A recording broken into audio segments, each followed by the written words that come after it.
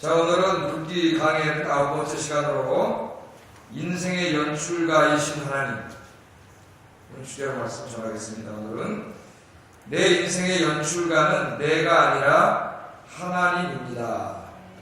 믿습니까? 우리는 때로 굉장히 착각하고 살아요. 내 인생은 내가 마음대로 할 수 있다고 생각합니다. 내가 계획을 세우고 내가 다 이런저런 일을 해가지고 내가 이렇게 해서 살아가야지, 그렇게 계획을 세우고 살아가죠. 그러나 우리가 가만히 살다가 느끼는 것은 그대로 되지 않는다는 것입니다. 나중에 깨닫죠. 내 인생을 인도해 가시는 분, 이렇게 다 연출해 가시는 분은 하나님이시구나. 그걸 깨닫습니다. 지금부터 깨닫는 게 중요해요. 여러분 인생을 이끌어 가시는 분은 하나님이세요. 그것도 하나님이 만드신 우리 인생은 하나의 드라마인데 그 드라마의 끝이 항상 해피엔딩입니다. 해피엔딩. 네? 여러분 저 연속극 보면은 대충 다 해피엔딩으로 많이 끝나죠. 그럼 그 연속극에 나와서 배우들이 막 연기를 하고 때로는 싸우기도 하고 주인공이 막 고난을 당하기도 하고 사기도 당하고 매도 맞고 막 그러는데 결국은 어떻게 돼요? 그 배우들 마음대로 하는 게 아니라 배우들은 연기할 뿐이고 그 모든 그 드라마는 어떻게 굴러갑니까? 그 연출가의 연출하는 대로 다 되는 거죠. 우리 인생도 그와 같다는 거예요. 그래서 우리 인생을 연출해 가시는 연출가는 하나님이시고 여러분 그 무대에서 배우예요. 누가요? 배우예요. 하나님 다 연출해 가십니다. 자, 지난 시간부터 이제 우리가 연결된 말씀인데 계속 시어머니 나오미가 자기 며느리 룻을 보면서 자기를 위해서 다 희생하고 있잖아요. 2달 넘게 창피를 무릅쓰고 남의 밭에 가서 이삭 죽게 해가지고 시어머니 자기를 봉양하고 이런 모습을 보면서 이 룻에 대해서 안타까운 마음이 있었죠. 그래서 이제 시집을 보내야 되겠다 그 생각이 들었다 그랬어요. 그런데 2달 동안 얘기를 계속 들어보니까 그 지금 룻이 나가서 이삭 죽고 있는 그 밭의 주인인 보아스하고 이 룻하고 이렇게 얘기를 계속 이제 룻이 만난 얘기를 들어보니까 이 나오미의 2가지 확신이 왔어요. 하나는 뭐냐? 이 보아스가 룻을 좋아하고 있는 게 100% 분명하다. 여성의 이 직감을 쓸 수가 없습니다. 100% 분명해요.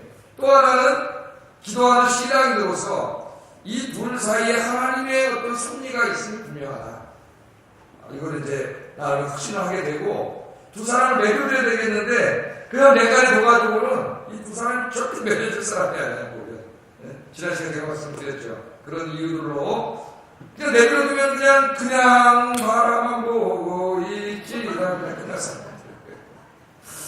그러니까 이제 시어머니가 적극적으로 나서는 거죠. 이것은 하나님의 뜻이 분명하고 이것은 보아스에게 있어서도 자기 며느리 룻에게 있어서도 선한 일이요, 좋은 일이기 때문에 이 일을 자기가 적극적으로 나서기를 원합니다. 그래서 제가 이제 지난 시간에 선은 선을 낳는다 이런 말씀을 하나 드렸고 하나님이 기뻐하시는 일, 또 사람들에게 좋은 일, 선한 일을 할 때에는 말만 해서는 안 된다. 그런 생각을 누구나 가지고 있죠. 저렇게 했으면 좋겠다. 저렇게 했으면 좋겠다. 저런 선한 일이 이루어졌으면 좋겠다. 그러나 그런 생각만 갖고 또 그런 말만 해가지고 일이 이루어지지 않아요. 하나님이 기뻐하시는 일, 선한 일이라면은 그런 일을 하고자 하는 마음이 여러분에게 있다면은 어떻게 하겠어요? 그 일이 이루어지도록 구체적으로 계획을 세우고 적극적으로 해야 된다는 거죠. 여러분 곳은 전도회에서나 여러분 있는 부서에서나 다 마찬가지예요. 아까 우리 성가대 이제 장로님하고 최현규 집사님하고 지휘자 선생님하고 와가지고 이제 부활절 칸타타를 이렇게 하겠습니다 하고 계획서를 가져왔어요.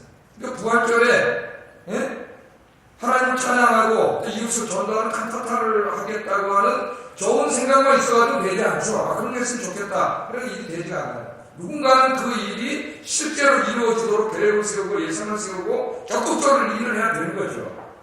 그래서 여러분 하나님께서 우리 마음속에 성령님이 작용하셔가지고 전도에 대한 계획이라든가 많은 좋은 생각들을 하나님 주실 수 있는데 그런 일을 주실 때에 말로만 하지 말고 생각만 하지 말고 어떻게 해요? 그 일이 실제적으로 우리 교회를 통해서 이루어지도록 여러분 구체적으로 계획을 세우고 적극적으로 나서는 것이 하나님 기뻐하시는 일입니다. 그래야 뭔가 일이 되고 역사가 이루어지고 할렐루야. 지난 시간에 2개 말씀드렸어요. 그래서 시어머니가 이 룻에게 지금 시키는 일을 보면은 야, 이거 어떻게 보면 굉장히 핵에 망측한 일이라 그러죠. 예? 핵에 망측한 일이라 그랬습니다. 이거 보면 뭐라 그랬어요? 너는 목욕을 하고 기름을 바르고 의복을 입고 타작마당에 내려가서 그 사람이 먹고 마시기를 다 하기까지는 그에게 보이지 않고 숨어 있다가 그가 누울 때 너는 그가 눕는 곳을 알았다가 들어가서 그의 발치 이불을 들고 거기 누우라. 그러면 그 사람이 너에게 할 일을 얘기해 줄 거다. 굉장히 구체적인 계획, 그죠? 그리고 보아스가 어떻게 움직일지 동선을 다 파악하고 있어요. 동선 다 알아보는 거예요. 그래서 두 사람을 이제 빼도 박도 못하게 만나게 해주려고 하죠. 이 시어머니가 일이 되게끔 한 거죠 지금. 그래서 이 방법을 문자적으로 적용하면 안 된다 그랬습니다. 나도 중매서 해야 되는데 이렇게 해야 되겠다. 이건 아주 특수한 경우에 하나님 그렇게 하게 하셨는데, 여기의 핵심은 일이 되게끔 해야 된다. 일이 되게끔 하는 게 중요하다. 그 말씀 드렸어요. 자, 이제 이 본문 오늘 보면은, 그래서 루시 알겠습니다. 어머니가 하시는 대로 뭐라 그랬어요? 어머니의 말씀대로 내가 다 해가겠습니다. 그러니까 그것도 너무 이상한 건데, 어떻게 보면 이거 잘못하면 자기가 이상한 여자로 몰릴 수도 있습니다. 왜냐면 그 당시 문화에서 농사 끝나고 추수 끝나고 그러면 이 주인들이 저 집 뒤에서 거기서 자고 그럴 때 엉뚱한 여자들이 왔다 갔다 하는 문화가 있었어요. 그 당시 잘못하면은 자기가 이상한 거죠. 그죠? 행실이 깨끗하지 않은 이상한 여자로 몰릴 수도 있는 일인데, 이것도 이미 다 이걸 알 수 있는 거죠. 보아스가 자기 사랑하고 있다는 것도 알고 있고, 시어머니가 왜 이런 일 시키는지도 알고 있고, 말은 안 하지만 다 알고 있는 겁니다, 서로가. 자, 그래서 이제 이 말씀대로 다 하겠습니다. 그리고 오늘 본문에 보면은 그 어머니가 말한 대로 실천을 합니다. 루시가 알아서. 자, 한번 잘 보세요. 루시가 알아서 실천을 하는데, 타작마당에 몰래 들어가가지고 보아스의 동태를 살피기 시작합니다. 이게 참 보면은 여러분, 이게 무슨 마타리도 아니고, 숨어가지고 다 아무도 안 듣게 지금, 그걸 참 어떻게 보면 드라마로 하면은 영화로 한편 찍었다고 생각해 보세요. 상당히 재밌을 거예요. 그죠? 영화로 한번 찍으면은 보아스의 동태를 살피기 시작합니다. 탈곡을 일꾼들하고 보아스가 열심히 탈곡하는 그 모습을 보는 거예요. 탈곡을 하고 그 다음에 다 끝나다 저녁 때가 됐어요. 일꾼들하고 식사를 하는 거예요. 저녁 식사를 합니다. 이 보아스가 말씀해 보면은 일꾼들과 함께 먹고 마셨다 그랬어요. 먹고 마시면서 상당히 즐거워하고 있다 그랬어요. 즐겁죠? 농사도 잘 되고 풍년이 들고 타작을 하고 일꾼들과 저녁에 일을 끝내고 식사를 같이 하는 모습, 거기서 그 주인인 보아스가 아주 즐거워하고 있었습니다. 자, 시간이 지나가가지고 이제 드디어 이 잘 시간이 다가오고 있어요. 잘 시간이. 가장 중요한 것은 보아스가 어디에 가서 잘 것인가가 굉장히 중요합니다. 지금 보아스가 눈치도 없이 일꾼들하고 그냥 거기서 같이 자버리면은 오늘 나오미의 모든 계획이 어떻게 돌아가는 거예요? 슈퍼로 돌아가는 거죠. 일꾼들하고 그냥 거기서 자면 안 돼. 어디서 살지는 아무도 몰라요. 근데 나오미하고 무슨 저기 사람이 아무도 없는 몇 시간 뒤에 혼자서 잘 거라고 확신하고 있어요. 지금. 그러니까 무슨 굉장히 긴장한 마음으로 지금 다 어디 가서 자는지 모르는 거죠. 루시 숨을 죽이고 보아스가 어디서 숙소를 마련할 것인가를 지켜보고 있었습니다. 자, 그런데 7절을 보여요. 7절. 한번 읽어보겠습니다. 시작.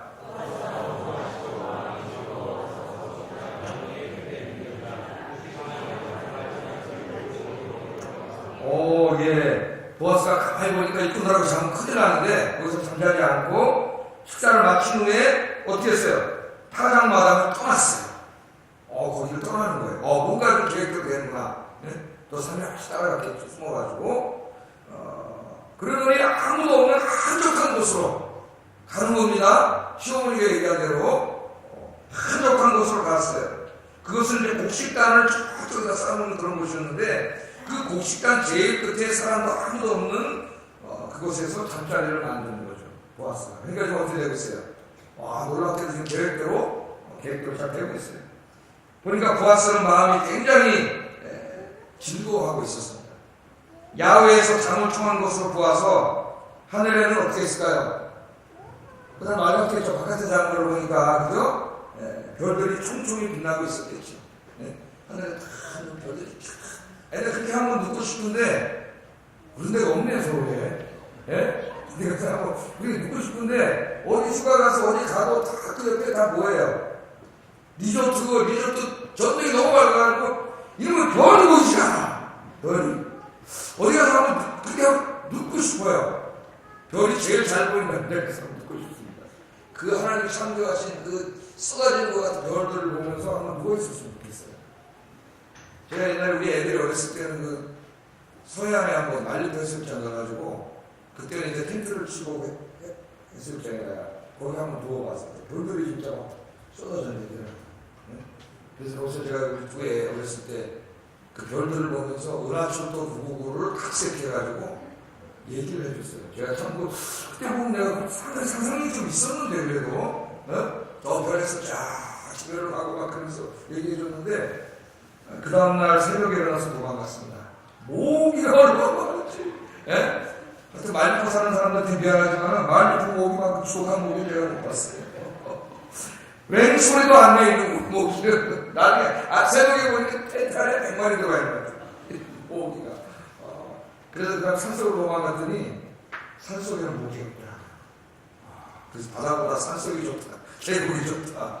그 생각을 하게 됐습니다. 잠결이라고 말씀드렸습니다. 자, 하늘은 별들이 총총히 빛나고 있고 시원한 바람이 싹 불어오겠죠. 아무에게도 방해받지 않은 청하고 한적한 곳에 너무나 기분 좋게 보아스하고 잠을 청했습니다. 루시 이제 안도의 한숨을 쉬었겠죠. 모든 게 계획대로 되고 있어요. 시어머니가 계획한 대로 잘 진행되고 있습니다. 롯은 숨을 들이고 기다리다가 가만히 보니까 그거 얼마나 웃깁니까? 영화로 보면 영화라고 생각해 보세요. 예? 숨어갖고 그 이쁜 여자가 숨어가지고 숨어갖고 잘하잖아. 근데 자는 거죠. 잠이 들었어요. 그래서 숨을 들이고 기다리다가 보아스가 막 잠에 들었을 때 은밀하게 이제 어머니가 시킨 대로 보아스에게 다가갔습니다. 깨면 어떡하지? 얼마나 조마조마했을까요? 영화 같은 지나가서 쥐가 한 마리 샥 지나갔을지 모르겠어요. 네? 다가갔어요. 그리고 이불을 살짝 발치에 이불을 살짝 들고 진짜 그 옆에 누웠습니다. 얼마나 두근거렸을까요? 이 사람이 깨가지고 나를 생애대로 보고 어떡하지? 그게 제일 걱정해서 어떻게 모르겠어요 지금. 하여튼 그러지 않고는 그 지금 그 옆에 누웠습니다. 자, 우리는 여기서 두 사람을 만나게 해주시려고 세심하게 일하시는 하나님의 은혜를 보게 됩니다. 하나님께서는 두 사람을 은밀하게 만나게 해주시려고 보아스로 하여금 아무도 없는 곡식단 끝 잠자리를 마련하도록 하나님 그 마음을 움직이신 거죠. 기분이 좋은데 오늘 내가 일꾼들하고 다니라 그랬으면 어떻게 했겠습니까? 근데 하나님께서 그 마음을 탁 움직여가지고 나오미가 생각한 대로 쫙 없는 곡식단 끝에 와서 혼자 자도록 누가 나겠게 한 거예요? 하나님이 그 마음을 움직이는 거죠. 하나님께서. 제가 그래서 제목을 하나님 우리 인생 연출가라 정했습니다. 연출가.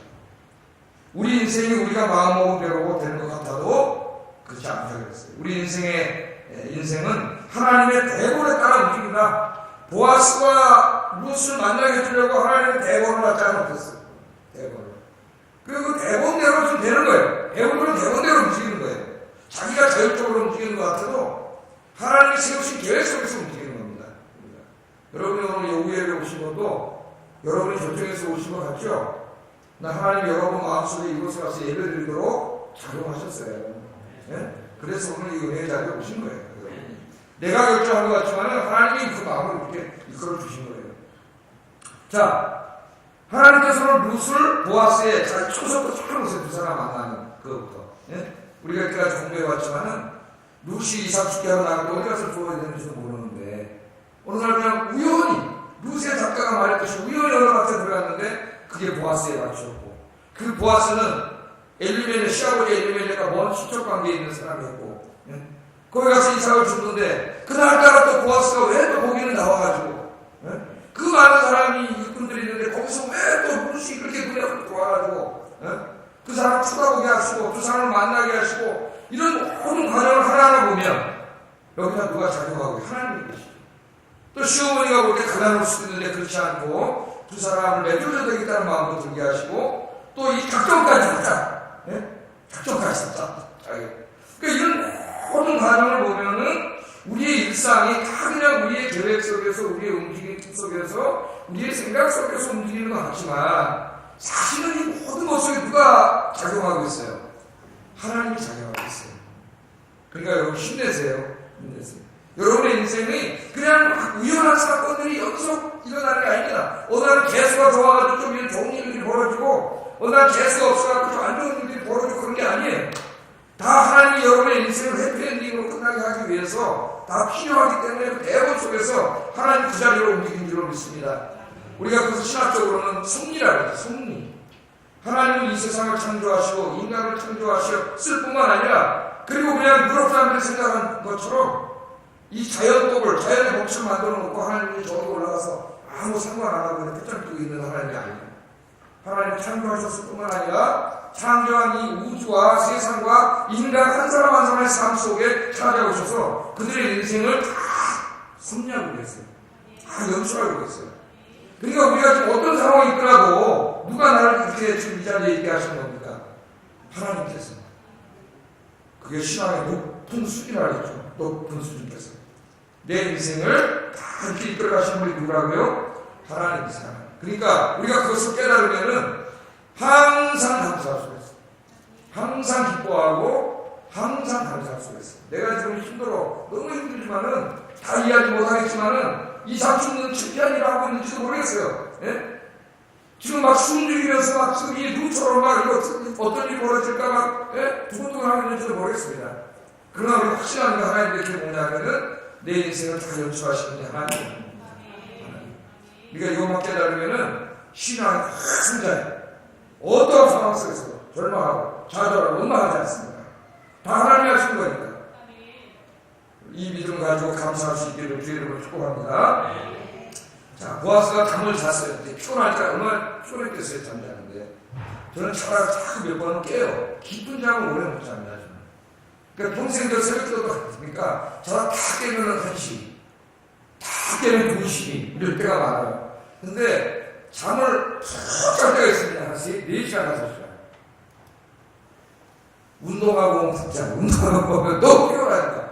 그래서 지금 보아스가 하루에 일했기 때문에 굉장히 피곤하겠죠? 푹 자다가, 이렇게 탁 내려오면서 자다가, 이렇게 보니까 뭔가 발꿈치에 뭔가가, 걸리는 거예요, 발꿈치에. 그래가지고 깼겠죠? 8절 한번 해보겠습니다. 8절. 시작.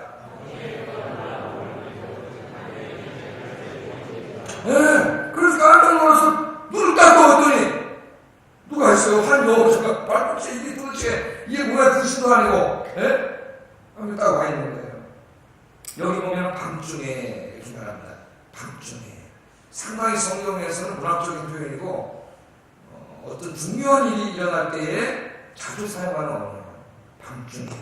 밤중에. 예를 들면은 하나님께서 밤중에 애굽의 장가들을 치셨습니다. 또 삼손이 성문을 부수고 자기 스스로를 구원한 것도 밤중이었어요. 밤중에입니다. 밤중에. 예수님의 천국교회 보면 신랑이 언제 찾아와요? 밤중에 찾아와요. 밤중에. 성경에서 밤중에라는 언어를 사용하는데 뭔가 굉장히 그 다음에 중요한 사건이 벌어질 것 같은데 밤중에. 성경을 많이 읽는 사람은 밤중에 이게 뭔가 상당히 중요한 일이구나 이게 깨닫게 돼요. 자, 보아스가 깨어보니까 옆에 한 여인이 있습니다. 깜짝 놀랐겠죠? 보아스가 놀라서 묻습니다. 어두우니까, 깜깜하니까 안 보이잖아요. 누군지 모르지 않습니까? 네가 누구냐? 깜짝 놀랐어.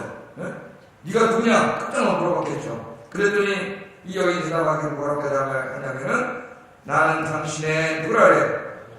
당신의 여종 루시입니다. 대답을 해요. 9절 한번 읽어보겠습니다. 9절 시작. 당신의 옷자락을 펴 당신의 여종을 덮으소서. 당신이 기업을 누를 자가 됩니다. 그렇게 말하는 거예요. 나는 당신의 여종 루시입니다. 그렇게 대답을 하고 있습니다. 이 당신의 여종, 이건 당신의 노예입니다. 종입니다. 그런 뜻이 아니에요. 당신의 여종이라는 말은 당신의 여자라는 말. 당신의 여자 루시입니다. 그런 말입니다. 그러니까 룻은 여기서 자기의 신분을 루시라고 이게 밝히는데 이름을 낸 게 아니라 당신의 여자라고 이야기해요. 당신의 여자. 그러면서 뭐라고 말하냐면은 당신의 옷자락으로 당신의 여정을 덮으소서. 이야, 이렇게 멋있는 사랑 노래가 있을까요, 여러분? 예? 시적이고. 저도 옛날에 데이트할 때 이 저희 집사람 보낸 연애 편지에 저 감동을 크게 했습니다. 그 편지를 읽는데 그 시가 막 있는데 말이죠. 예? 당신의 뜰하게 떠있는 한 송이 수련으로 피어나고 싶습니다. 와, 이걸 막 그냥 무너졌어요. 이야, 엄청나다. 어때 우리 사람이 직접 쓴 시는 아니고 이해일슨의 시를 거기다 사랑하는 시인이 됩니다, 여러분. 사랑하는 시인이 돼요. 그래서 다 그걸 보냈는데, 그래서 결혼하고 이제 20년 지나다가 제가 기도원 혼자 가면은 시를 딱 써가지고, 그 지나가면 시에서 딱 보내면 두 자가 오더라고. 오크. 그랬어요. 예? 야, 그러니까 이 지금 사랑을 고백하는데, 당신의 옷자락을 펴서 당신의 여정을 덮어주세요. 야, 이 정말 엄청난 사랑을 고백해요. 이미 결혼하신 분은 할 수가 없고, 네? 한번 해보세요, 문자로. 당신의 옷자락을 당신의 여정을 덮어주세요. 그렇게 말하고 있죠. 이 말은 결혼을 통해서 자신을 보호해달라는 요청입니다. 에스겔 16장 10절 9절에 보면 틀림없어요. 이 의미가 룻은 보아스에게 뭐 하고 있는 거예요? 청혼을 하고 있는 거예요. 뭐 이렇게 음탕한 말을 하는 게 아닙니다. 여기서 그렇게 해석하는 이상한 사람들도 있어요. 그게 아니에요. 청혼을 하고 있는 거예요. 청혼은 조금 이상한 방법이지만 많이 이상한 방법이죠. 사실은 조금 이상한 방법이 아니라 많이 이상한 방법이지만 청혼을 하는 거죠. 청혼을. 나랑 결혼해서 나를 보호해 주세요. 그렇게 말을 하는 거죠. 이 룻기 12장 12절, 룻기 2장 12절을 보면은 이 보아스가 룻을 위해서 축복을 할 때 뭐라고 축복을 했습니까? 거기 보면 여호와께서 내 행한 일에 보호하시기를 원하며 이스라엘의 하나님 여호와께서 그 날개 아래 보호하도록 내게 온전히 상 주시기를 원한다. 그 축복을 했어요. 보아스가. 예? 하나님께서 날개 아래 보호받도록 너희 복을 주시기를 원한다. 보아스가 축복을 했는데 지금 룻이 뭐라는 거예요? 당신이 그 축복을 당신이 그 축복의 당사자가 되어달라는 거예요. 당신이 나를 그렇게 축복해줬는데 이제 당신이 그 일을 이루어주세요. 그 말이죠. 네? 나를 덮어주세요. 그렇게 말합니다. 자, 룻은 보아스가 자기가 축복한 내용을 자기 스스로가 이루어주기를 이 말씀 통해서 주문하고 있습니다. 보아스가 놀랐을까요? 안 놀랐을까요? 놀랐겠죠. 보아스는 상대가 룻이라는 사실에도 놀랐지만 룻이 하는 이야기를 듣고 놀랐습니다. 룻이 자기를 사랑하고 있고 결혼을 요청하고 있는 거죠. 예? 그것도 수치를 무릅쓰고 밤중에 타장 마당까지 찾아와서 사랑을 고백하고 있는 거예요. 지금 룻이 타장 마당에 자기 혼자 자고 있는데 그 발치에 옷을 약간 들키고 그 옆에 누웠다고 하는 그것 하나만으로도 보아스의 신앙의 양심상 이 초월을 거절할 수 없는 수준까지 온 거예요. 여러분 잘 모르겠어요. 요새 애들은 웃겠지만은, 예? 제가 아는 애들 어떤 목사님이 청혼할 때 그랬다 그러더라고요. 교회 선생님인데, 정말 어디 뭐 갔다 오다가, 예? 옆자리에 앉았는데, 둘이 앉았는데, 손을 다, 이렇게 손을 다 잡아가지고, 그 사람 손이 이만한 사람이었어요. 딱 잡아, 자기 손에 딱! 되면서, 선생님, 저랑 결혼해주세요. 저는 신앙의 양심상, 이렇게 손을 잡은 이상은 결혼해야 됩니다. 그런다는, 성추 하세요. 성추행을 걸리면 큰일 납니다. 그 당시에는 그랬던 거예요. 그러니까 그런 걸 생각하면은, 예? 지금 이 보아스가 동등한 사람입니다. 굉장히 한 정모의 사람이고, 그 여인이, 예? 그 밤중에 그렇게 하고 와서 거기에 자기 옷자락을 들치고 살짝 이렇게 누웠을 뿐이지만은, 이렇게까지 자기에게 다가온 그 여인을 신앙의 양심상으로도 거절할 수 없는 사람. 그건 다 알고 있는 거죠, 마음이가. 그러나 더욱 중요한 게 있습니다. 사실은 보아스고 룻을 사랑하고 있었다는 거예요. 사랑하고 있었다. 그걸 잘 알고 있는 거죠. 룻도 알고 있고 나오미도 알고 있고 사랑하고 있는 여인. 그렇게 해서 부탁을 하는 거예요. 당신의 옷자락으로 나를 덮어주세요. 평소에 자기 마음에 너무나 마음에 있던 그 여인이 찾아와가지고 지금 그런 부탁을 하고 있는 겁니다. 말은 하지 못했지만 보아스 자신도 룻이라는 여인에게 마음을 빼앗기고 있었어요. 그것은 나오미도 눈치채고 있었고 무엇보다도 당사자인 룻은 더욱더 눈치채고 있었어요. 보아스는 부자였지만 외로운 사람이었습니다. 무슨 이유에서인지 모르지만 보아스는 가정을 이루지 못하고 있었어요. 아내가 없었습니다. 이 밤에 집으로 돌아가지 않은 이유도 어쩌면 집에 아내가 없기 때문일 거예요. 집에 뭐해 아무도 없는데 돈 많으면 뭐해. 그냥 거기서 잔 거죠. 보아스는 혼자 잠자리에 들 때마다 그 외로운 밤을 지날 때마다 어쩌면 젊고 아름답고 경건한 여인인 룻이 생각났을지도 모르겠어요. 룻과 함께 가정을 이루는 것을 아마 여러 번 혼자 생각했을 수도 있습니다. 그래서 확실해요. 저 룻이라고 하는 저 경건한 여인과 가정을 이루어서 같이 살면 얼마나 좋을까. 그런데 자기님이 나이가 많고 그렇게 가서 결혼하자고 할까 주변머리도 못되고 감히 가지도 못하고 그런 상태에 있었죠. 말도 못하고 혼자 끙끙 앓고 있었는데 그 여인, 남자들은 알 거야. 그 여인이 지금 자기 곁에 와서 어떻게 하고 있어요? 옆에 누워서 축원을 하고 있습니다.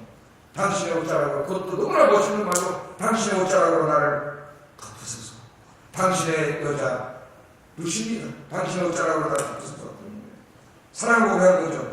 보아스가 그렇게 많이 상상했던 그 일이 실제로 지금 생각지도 않은 그날 거기서 벌어진 거죠. 이 보아스가 이 순간을 얼마나 상상했는지는 이거 다음 주에 공부하겠지만 10절 11절 읽어만 보겠습니다. 읽어보면 알 수 있어요. 읽어보겠습니다. 시작.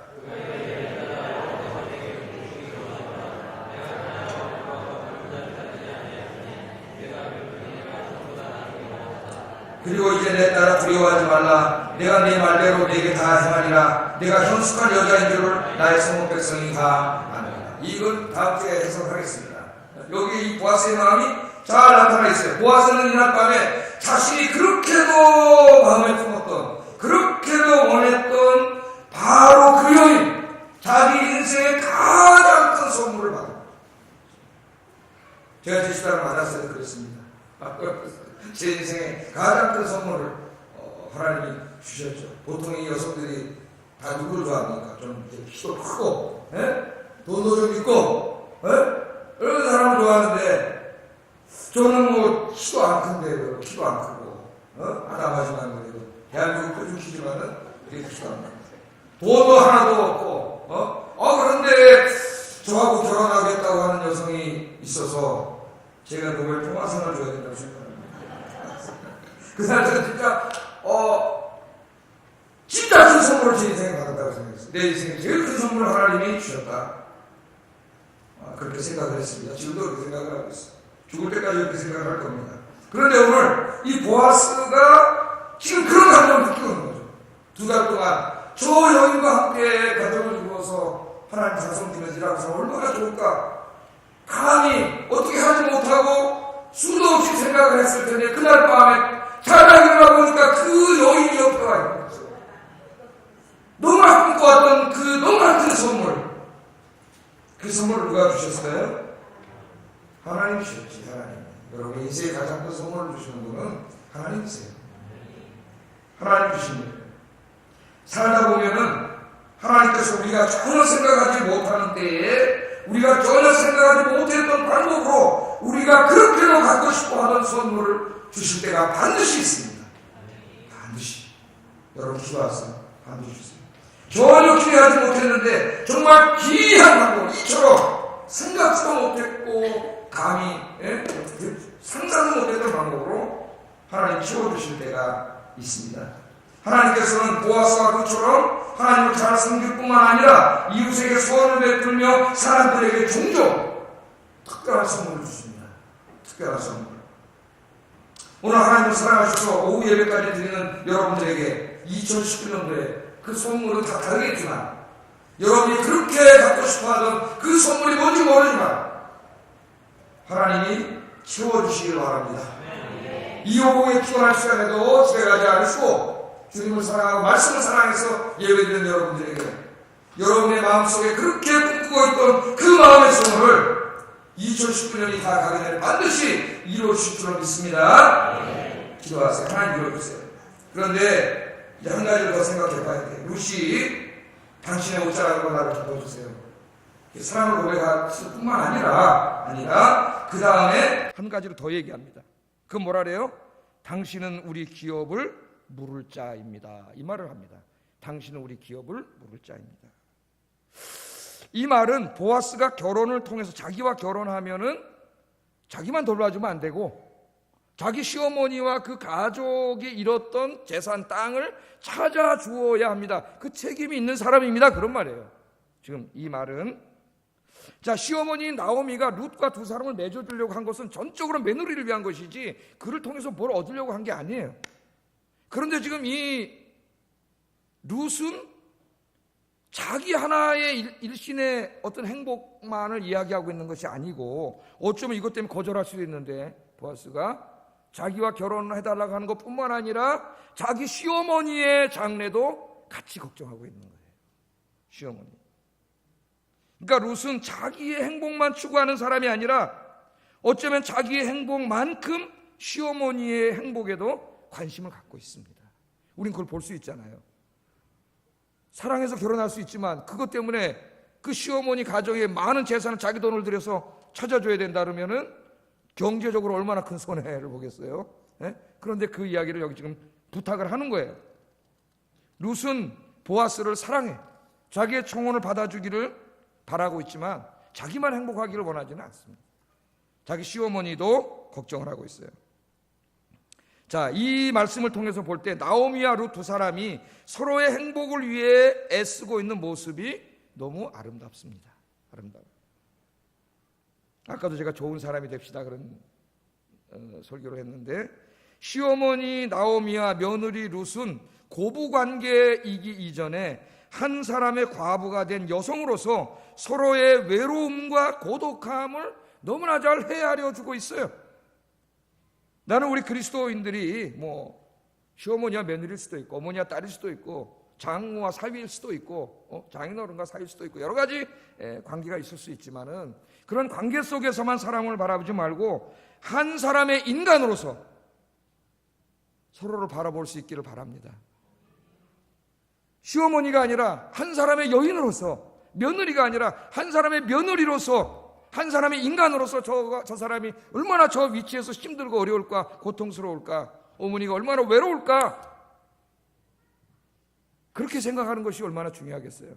두 사람은 지금 그렇게 하고 있어요. 한 사람의 여성으로 서로의 입장을 돌아보면서 서로의 아픔을 만져주고 있습니다. 어머니가 얼마나 외로울까, 내 며느리가 얼마나 힘들까. 그렇죠? 거기에는 정말 시어머니와 며느리라고 하는 어떤 무슨 계약관계가 작용하고 있는 게 아니라 나와 너라고 하는 진정한 인간과 인간의 만남이 여기서 이루어지고 있는 거지요. 정말 우리 그러고 싶지 않습니까? 어떨 땐 사람을 만날 때 교회 와서도 나도 한 사람의 인간이고 저 사람도 한 사람의 인간으로 정말 진실한 만남을 갖기를 원하는데 우리의 만남이 그렇게 되기가 쉽지 않다는 거예요. 우리의 만남.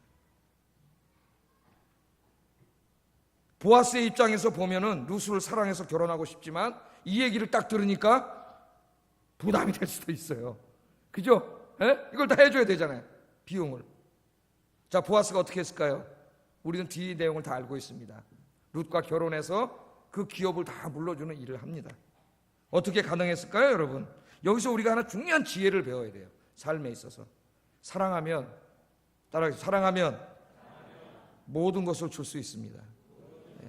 조건을 따지지 마세요.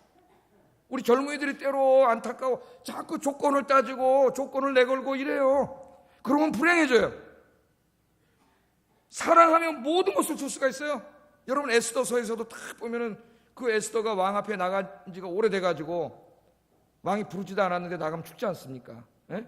근데 금식기도 한 다음에 왕 앞에 나가잖아요. 왕 앞에 나갈 때 왕이 호를 붙잡지 않으면 죽어요. 이 여자는 왕비라도.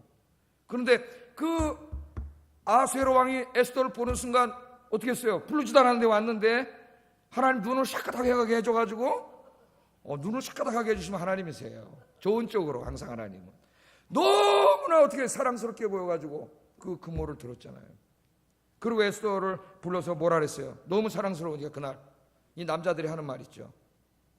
당신이 원한다면은 이 나라의 절반이라도 주겠어.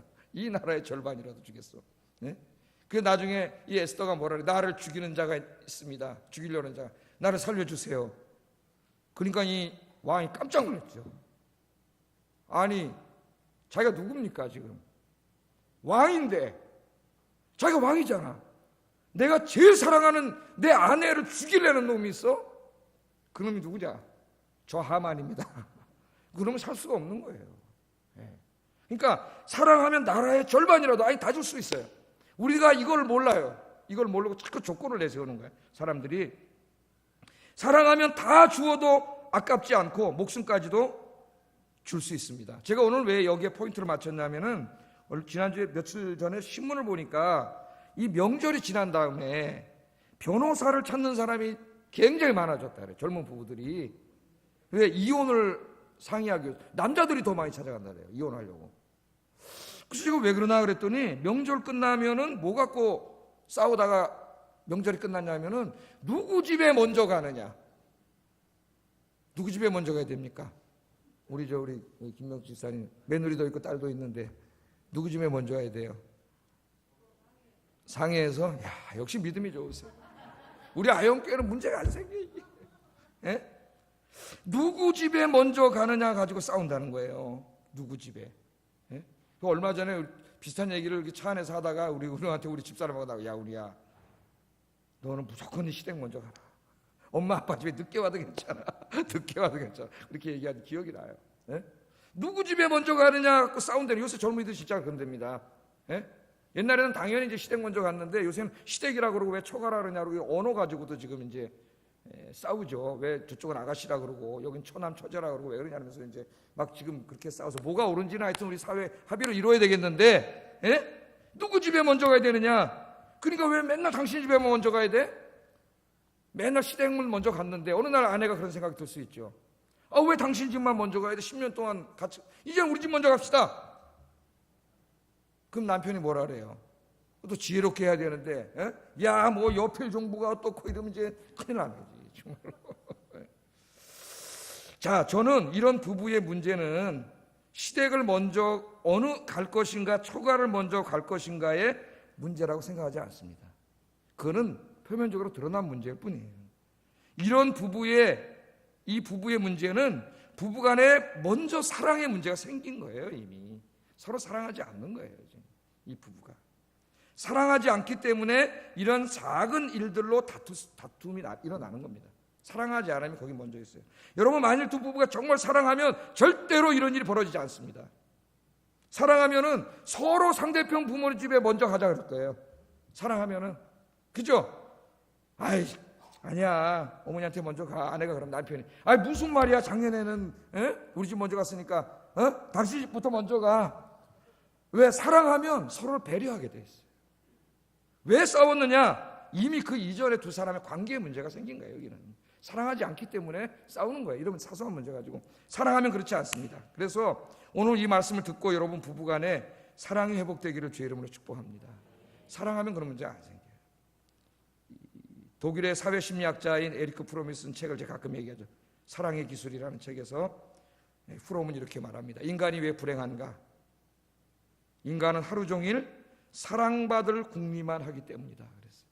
아주 유명한 말입니다. 왜 인간이 행복하지 않고 왜 젊은 부부들이 자꾸 싸우고 이러는가? 하루 종일 뭐만 하고 있다고요? 사랑받을 궁리만 하고 있어요. 그것이 인간을 가장 불안하게 만드는 겁니다. 그래서 제가 주례에서 할 때 모든 젊은 부부에게, 잘 듣고 있는지 안 듣고 있는지 모르겠지만은 반드시 말하는 게 있습니다. 바로 이 말이에요. 오늘부터 두 사람은 사랑받으려고 하지 마세요. 내가 당신하고 결혼하니까 아내가 그러는 거예요. 남편에게. 이 당신은 정말 나를 행복하게 해줘야 돼. 나를 사랑해줘야 돼. 이런 마음을 갖고 있고, 남편도 또 결혼하면 요새 아들 하나 딸 하나 뭐 하나 둘이고 이러다 보니까 다 뭐예요? 다 치맛바람 바짓바람 다 일어나는 자식들이에요. 아들도 뭐라 그래?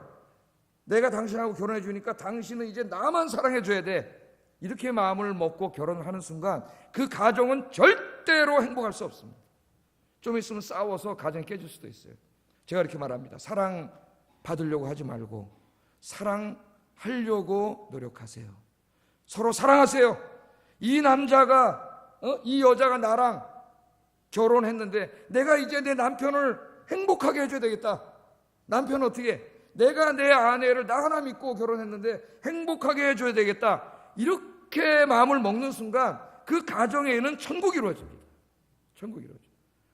사랑받으려고 하지 마세요. 사랑하려고 노력하세요. 교회 안에서도 마찬가지예요. 아까 뭐라 그랬어요? 선이 선을 낳습니다. 다른 사람이 나에게 선하게 해주기를 바라는 마음이 있죠. 먼저 우리가 어떻게 해야 돼요? 다른 사람이 선을 행하세요. 여러분 사랑받고 싶습니까? 다른 사람들에게, 성도님들에게 사랑하세요. 먼저. 사랑은 씨앗과 같아요. 내가 사랑하지 않는데 내가 사랑을 받을 수 없습니다. 선이 선을 낳는 거예요. 그래서 여러분 정말 행복하려면 우리 시어머니들도 뭐라 그래야 돼? 너는 나를 사랑해야 돼. 그렇게 하지 말고 자기 며느리 때 생각하면서 그 며느리를 사랑하세요. 며느리도 시어머니는 어머니니까 나한테 잘해 주셔야 돼. 그렇게 생각하지 말고 자기 친정 어머니를 생각하면서 시어머니를 사랑하세요. 그러면 뭐가 이루어져요? 천국이 이루어집니다. 그러나 각자가 사랑을 요구하면 거긴 지옥이 이루어져요. 요구하는 사랑은 끝이 없습니다. 한 사람이 마음이 좋아서 아무리 받아줘도요, 그 받아주는 데는 한계가 있어요. 나중에 문제가 생겨요. 이 부부에는 반드시 문제가 생겨요. 한 사람 지치게 됩니다. 그래서 가정이 깨지는 거예요. 여러분. 오늘 여기서 우리는 중요한 거를 배우게 되죠. 루스 사랑하니까 그까진 기업 무르는 땅 찾아주는 거 아무것도 아니에요. 사랑하면 진짜 다 줄 수 있어요. 자기 목숨까지도 줄 수 있습니다. 사랑하면 아깝지 않아요. 여러분 가정 속에 주님 말씀 안에서 이 주님의 사랑으로 사랑을 회복하기를 주의 이름으로 축복합니다. 쉽지 않습니다. 기도하셔야 돼요. 연습하셔야 돼요. 에리크 프롬이 얘기한 것처럼 사랑을 연습하세요. 우리는 다 사랑에 미숙한 사람들입니다. 이기적이기 때문에. 그래서 연습해야 돼요. 말 하나부터 연습하세요. 말 하나부터 이쁘고 고운 말을 쓰세요. 부부간에도 좋은 말을 하세요. 제가 그랬죠. 부인한테 야 이렇게 하지 말라고. 야가 무슨 야가 어디 있어요.